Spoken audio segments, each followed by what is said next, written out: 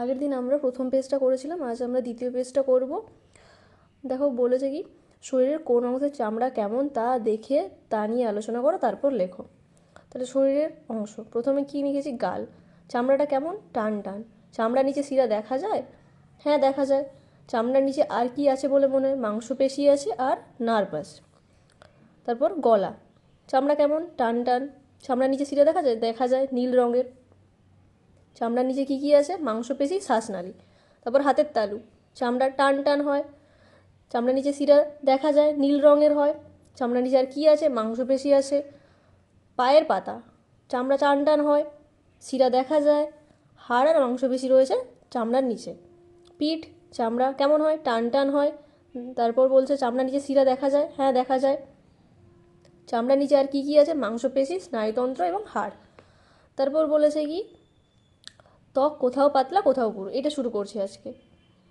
পরদিন দিদিমণি আসার আগেই ত্বক নিয়ে কথা শুরু হলো। আমি না নিজের হাতটা দেখছিল। একসময় বলল চামড়া যেখানে পাতলা সেখানেই শিরাগুলো দেখা যায়, চামড়া যেখানে মোটা সেখানে দেখা যায় না। তাই হাতের চেটোর দিকে শিরা দেখা যায় না। তাহলে শিরাগুলো কোথায় দেখা যায়? না চামড়া যেখানে পাতলা হয় সেখানে দেখা যায়। তাহলে চামড়া আর কোথায় দেখা যায় না? যেখানে মোটা চামড়া থাকে সেখানে দেখা যায় না। তারপর বলছে কি, সবাই নিজের নিজের হাতের দুপিঠ দেখে নিল। আমি না ঠিকই বলেছে, কিন্তু চামড়া কোথাও পাতলা কোথাও পুরু কেন? সুজয় বলল, হাতের কোন দিকটায় বেশি ঘষাঘষি হয়? মিনা বলল, চেটোর দিকটায়। তাহলে কোন দিকটায় হাতের বেশি ঘষাঘষি হয়? হাতের চেটোর দিকটা। রফিক বলল, তাই কি হাতের চেটোর দিকের ত্বকটা মোটা হয়ে গিয়েছে? ইতু বলল, পায়ের তলার চামড়া আরও পুরু, মানে পায়ের নিচের যে চামড়াটা আরও পুরু হয়, গোড়ালির কাছটা সবচেয়ে পুরু। তাহলে কোন জায়গাটা সবচেয়ে পুরু হয়?